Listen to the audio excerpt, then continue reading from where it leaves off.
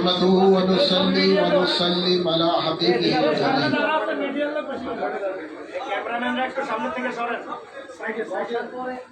يا أيها الذين آمنوا اتقوا الله وكونوا مع الصادقين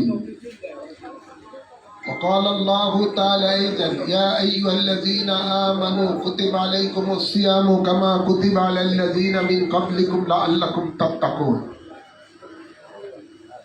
Islamic front Bangladesh ও বাংলাদেশ আহলে সুন্নাত ওয়াল জামাত হাজগঞ্জ উপজেলা কর্তৃক আয়োজিত আজকের এই ইফতার মাহফিল ও আলোচনা সভার সভাপতি মঞ্চে উপবিষ্ট রয়েছেন ইসলামিক ফ্রন্ট বাংলাদেশ এবং বাংলাদেশ আহলে সুন্নাত ওয়াল জামাতের জেলা উপজেলা নেতৃবৃন্দ, উপস্থিত রয়েছেন সাংবাদিক এবং মিডিয়ার ভাইয়েরা, প্রশাসনের ভাইয়েরা এবং উপস্থিত রয়েছেন আল্লাহ প্রেমিক, নবী প্রেমিক, অলি প্রেমিক, দিনদার মুমিন মুসলমান বাবারা, ভাইয়েরা, সকলকে আবারও সালাম জানাচ্ছি। আসসালামু আলাইকুম ওয়া রাহমাতুল্লাহি ওয়া বারাকাতুহু। সময় অনেক কম, তাই আলোচনা সংক্ষিপ্ত ভাবে করব। আপনারা জানেন এই মাহে রমাদানের রোজা আল্লাহ ফরজ করেছেন ঈমানদারের প্রতি, যাতে করে ঈমানদারেরা খোদা ভীতি তাকওয়া হাসিল করতে পারেন, মুত্তাকি হতে পারেন। এই জন্যই এই রোজা ঈমানদারের উপর আল্লাহ ফরজ করেছেন। যাদের অন্তরে আল্লাহর ভয় থাকবে ওই মানুষগুলো কখনো কোনো অন্যায় কাজ করতে পারে না। ওই মানুষগুলো না মানবতা বিরোধী কোনো কাজ করতে পারে, না দেশ বিরোধী কোনো কাজ করতে পারে, না কোরআন সুন্নাহ বিরোধী কোনো কাজ করতে পারে না, যার অন্তরে আল্লাহর ভয় থাকবে।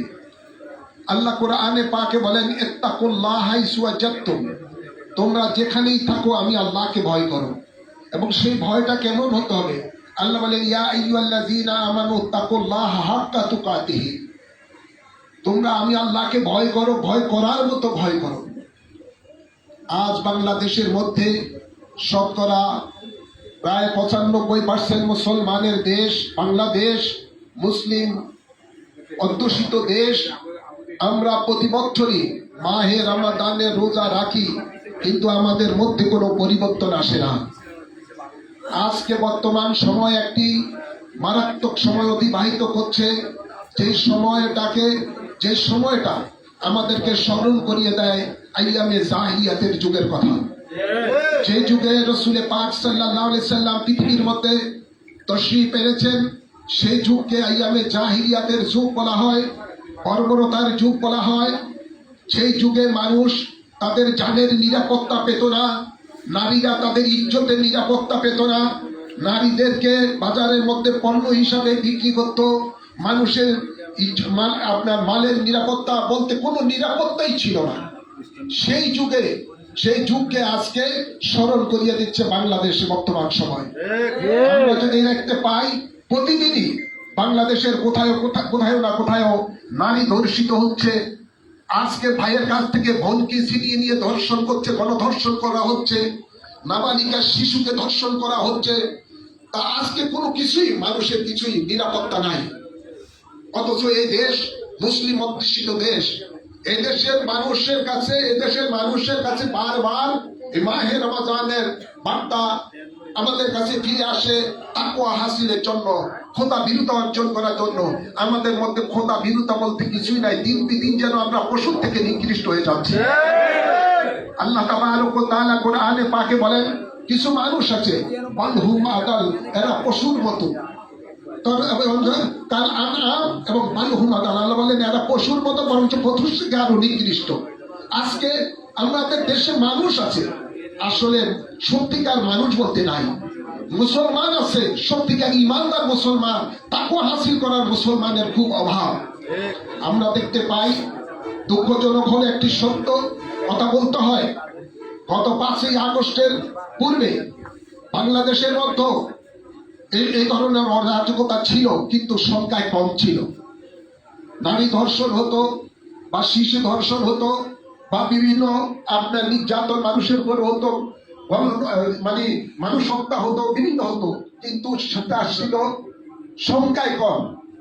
যখন 5ই আগস্টের পরে আমরা দেখতে পেলাম কিছু লোক উগ্রবাদী, যারা আমরা দেখতে পেয়েছি গণভবনের মধ্যে তারা লুটপাটের এক পর্যায়ে দেখলাম, আমি নিজে চোখে দেখলাম, বিশেষ একজন ব্যক্তি অন্তর্বাস নিয়ে তারা উল্লাস করতেছে। বলতেন না, অন্তর্বাস নিয়ে উল্লাস করতেছেন। আমার মনে হয় সেই দিন থেকে যারা এই লম্পটেরা তারা মনে হয় যেন তারা সাহস পেয়ে গেছে। তারপরের দিকে দেখা যায় গণহারে জায়গায় জায়গায় শিশু ধর্ষণ হচ্ছে, নারী ধর্ষণ হচ্ছে, বিভিন্ন ধরনের অপকর্মটা বেড়ে গেছে। হ্যাঁ আমার, আর যদি সত্যিকার ভাবে এই ধরনের অন্যায় অবিচারের বিচার হতো, তাহলে এই ধরনের আস্পত্য পেত না এই দুষ্কৃতিকারীরা। আমরা দেখতে পাই গত 5ই আগস্টের পরে যাদের উছিলায় বাংলাদেশের মানুষ ইসলাম পেয়েছেন, তারা আল্লাহকে চিনতে পেরেছেন, ধর্ম চিনতে পেরেছেন, যাদের কাছে কোরআনের বাণী নিয়ে এদেশের মানুষের কাছে যারা এসেছিলেন তারা হলেন আল্লাহর মহান ওলি। আজকে সে আল্লাহর ওলিদের মাজারগুলোকে কতিপয় সেই আপনার হায়েনারা, মানবরূপী পশুরা, যারা কোরআনের নাম দিয়ে, ইসলামের নাম দিয়ে ইসলামকে কলুষিত করছে, এগুলোকে বাংলাদেশের মধ্যে আমরা জঙ্গিবাদ মনে করি, সন্ত্রাসবাদ মনে করি। আজকে এরা প্রায় 400 উপরে আউলিয়াদের মাজার ভাঙচুর করেছে। আমরা বারবার বাংলাদেশ আহলে সুন্নাত ওয়াল জামাতের পক্ষ থেকে, ইসলামী ফ্রন্ট বাংলাদেশের পক্ষ থেকে প্রতিবাদ জানিয়েছি বর্তমান অন্তর্বর্তীকালীন সরকারকে এদের বিরুদ্ধে কঠোর হতে দমন করার জন্য। কিন্তু দুঃখজনক হলো সত্য, কে শুনে কার কথা, অরণ্যের রোদনের মতো আজকে আমাদের আওয়াজটা তারা এগুলো কর্ণপাত করে নাই। এই 400 উপরে মাজার ভাঙ্গা হয়েছে, একটা পর্যন্ত একটা আসামিকে তারা বন্দী করতে পারে নাই এবং তাদেরকে বিচারের কাঠ করে আনতে পারে নাই।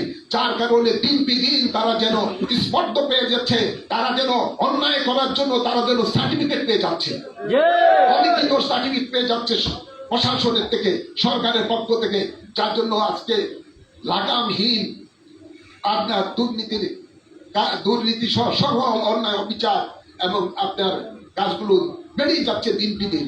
আপনারা নিজে দেখুন, আমাদের হাজীগঞ্জ এই চাঁদপুর ডিস্ট্রিক্ট এটা একটা শান্তিপ্রিয় দেশ। আমি অনেক আগের থেকে, আমাদের এখানে অনেক আলেম ওলামা আছেন, রাত্রে ওয়াজ করেন বা অনেকেই সফর করেন, রাত্রবেলায় মাহফিল করে বাড়িতে যখন আসেন তখন 12টা, 2টা, 3টা, 4টা বেজে যায়। অনেক সময় আমরা কচুয়া রোডের দিকে আসি রাত্রবেলায় নির্বিঘ্নে, কিন্তু এখন 5ই আগস্টের পরে যা ঘটনা ঘটছে মিডিয়ার মাহেরা জানেন, আপনারাও জানেন, সেখানে মানুষ আজকে সন্ধ্যা করে ওই রাস্তা দিয়ে সফর করার সাহস পাচ্ছে না। আমি নিজেও সেই আমাদের মনে করলাম হরিপুর দিয়ে ওই আপনার ওই দাউদখান্দি দিয়ে মতলব রুমে ঢুকবো, কিছুটা নিরাপদ আছে, দেখি ওটাও নিরাপদ নাই, আজকে কোথায় নাই। এখন মনে করলাম আগে যা চাঁদপুরের দিক দিয়ে কুমিল্লা পদুয়া দিয়ে বিশ্ব রোড দিয়ে যাবো, একটা রোড মোটামুটি হয়তো বা নিরাপদ আছে। ইদানিং কালে দেখা যায় সেই বিশ্ব রোডের থেকে, পদুয়া বাজার বিশ্ব রোডের থেকে দাউদখান্দি পর্যন্ত প্রত্যেকটা পয়েন্ট জায়গায় প্রায় 8-10টা জায়গায় এখন নিরাপদ নাই। সেখানের মধ্যে গাড়ি থামিয়ে তা লুটপাট করা হচ্ছে, গাড়ি ভেঙে দেওয়া হচ্ছে, মানুষের যা হচ্ছে সব কিছু নিয়ে যাচ্ছে। এটা কোন অরাজকতার দেশে, কোন স্বাধীন দেশে আমরা পালন করতেছি? অনেকে বলতেছে যে 5ই আগস্টের পরে আমরা স্বাধীনতা লাভ করেছি। এটা কোন স্বাধীনতা? 71 সালের স্বাধীনতার পরেও তো এই ধরনের হায়নার কাজ বাংলাদেশের মতো হয় না। এই স্বাধীনতা তো বাংলাদেশের মানুষ চায় না। মানুষ চায় তার জানের নিরাপত্তা, মানুষ চায় তার মালের নিরাপত্তা, মানুষ চায় স্ত্রী মা বোনের ইজ্জতের নিরাপত্তা। কিন্তু সেই নিরাপত্তা দিতে বর্তমান সরকার সম্পূর্ণরূপে ব্যর্থ হয়েছে। আমি দেখতে পাই এই সরকার আসার পর থেকে বিশেষ একটা গোষ্ঠীকে ক্ষমতায় বসানোর জন্য পায়তারা করতেছে। সেই গোষ্ঠীটা এদেশের স্বাধীনতার শত্রু, এদেশের মা বোনের ইজ্জত লুণ্ঠনকারী, এদেশের মধ্যে লক্ষ মা বোনের ইজ্জতের লুণ্ঠনকার করেছে, 30 লক্ষ মানুষকে তারা শহীদ করেছে।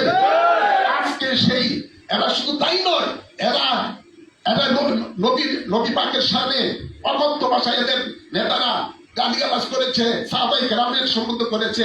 কোরআন এবং এদের বক্তারা আল্লাহকেও পর্যন্ত ছাড়ে নাই, এদের বক্তারা আল্লাহকে আবিহাল্লা বলে সম্বোধন করে। হায়দ্রাবাদ আজকে বিশেষ এই সরকার বিশেষ একটা গোষ্ঠীকে আজকে ক্ষমতায় আনার পায়ে তারা করতেছে।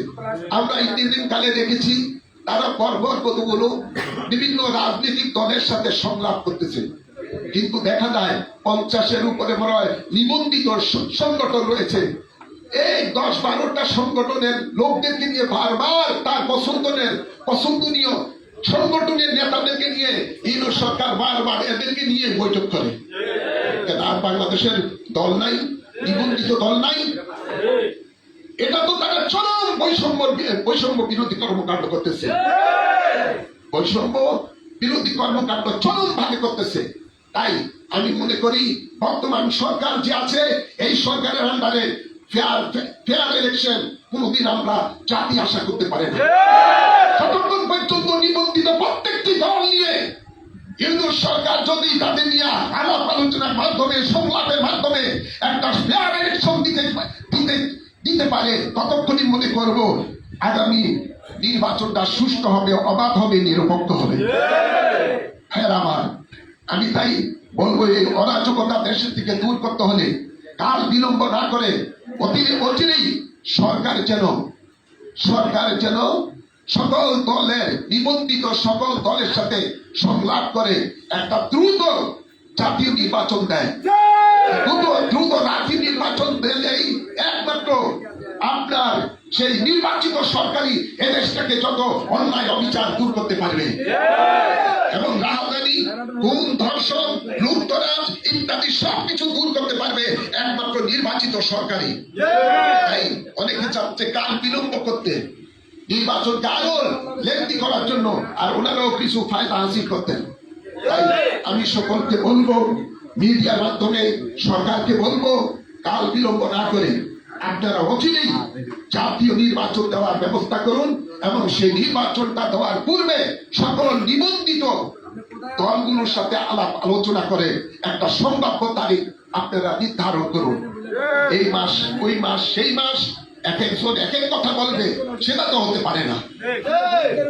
পরিশেষে আমি সকলকে বলবো, আসুন মাহে রমাদান এই রোজার মাধ্যমে আমরা প্রত্যেকে আমাদের পরিবর্তন আনি, আমাদের হৃদয়ে আল্লাহর ভয়, তাকওয়া হাসিল করি এবং দেশের মানুষকে ভালোবাসি, দেশকে ভালোবাসি। সকলকে ধন্যবাদ, মোবারকবাদ জানাচ্ছি যারা আজকে ইফতার মাহফিলে এসেছেন। সকলকে ধন্যবাদ। বাংলাদেশ জিন্দাবাদ, ইসলামিক ফ্রন্ট বাংলাদেশ জিন্দাবাদ।